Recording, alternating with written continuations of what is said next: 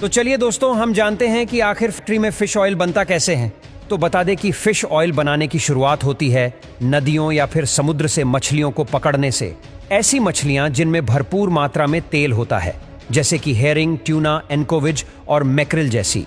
यहाँ सबसे पहले मछुआरों से इन मछलियों को खरीदते हैं, जिन्हें बड़े बड़े ट्रक्स के जरिए एक डिसेंट टेम्परेचर पर रखते हैं, जिससे कि ये खराब ना हो।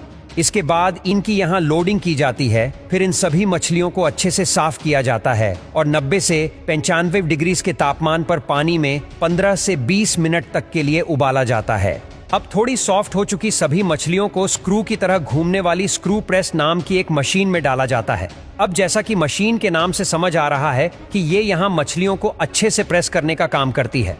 तो यहाँ प्रेस होने की वजह ये है कि मछलियों में मौजूद पानी अलग हो जाता है और जो बचा हुआ हिस्सा होता है उसे एक अलग सेक्शन में निकाल लिया जाता है, जिसे एक तरह का केक कहा जाता है। इसे कन्वेयर की मदद से और ज्यादा सुखाने के लिए फैक्ट्री के ड्राई आउट सेक्शन में भेज दिया जाता है। यहाँ करीब 75 डिग्री पर इसे और सुखाया जाता है। अब इस प्रक्रिया के बाद जो ड्राई फिश का चूरा होता है उसे एक ग्राइंडर में भेजा जाता है, जो उसे जरूरत के हिसाब से फाइनली ग्राइंड कर लेता है। अब इन सब प्रोसेस से गुजरने के बाद ये काफी गर्म हो जाता है, जिस वजह से इसे कुछ देर रूम टेम्परेचर पर ठंडा किया जाता है।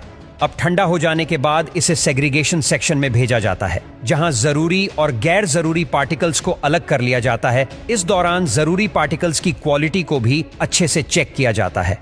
क्वालिटी चेक करने की जवाबदारी फैक्ट्री के सबसे अनुभवी और जिम्मेदार लोगों पर होती है, क्योंकि फिश ऑयल ना सिर्फ स्पोर्ट्समैन और जिम जाने वाले लोगों को बल्कि सामान्य लोगों को भी रिकमेंड किया जाता है। इसलिए छोटी मोटी कमियों को बहुत सीरियसली लिया जाता है और प्रोडक्शन के दौरान ही सभी कमियों को तुरंत दूर कर लिया जाता है। अब बारी आती है उस लिक्विड की जिसे शुरुआत में प्रेसिंग मशीन से अलग किया जाता था।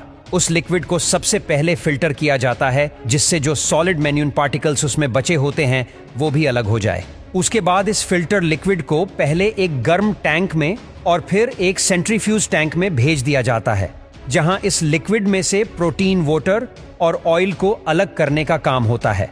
अब जो प्रोटीन वाटर लिक्विड में से निकल जाता है उसे अलग अलग एंजाइम से ट्रीट किया जाता है और फिर इस लिक्विड को फुली कंप्यूटराइज रेपोराइजर में भेजा जाता है। वही जो सॉल्यूबल हमारे पास बचता है उसमें 35 से लेकर 40% तक प्रोटीन होता है। तो अब इन प्रोसेस के बाद तेल को एनकैप्सुलेशन एरिया में भेज दिया जाता है, जहां पर जेल से बने कैप्सूल्स को तैयार किया जाता है और उसके लिए उसे खास तरह के लिक्विड में नहलाया जाता है, जो कि सॉफ्ट जेल को बनाता है।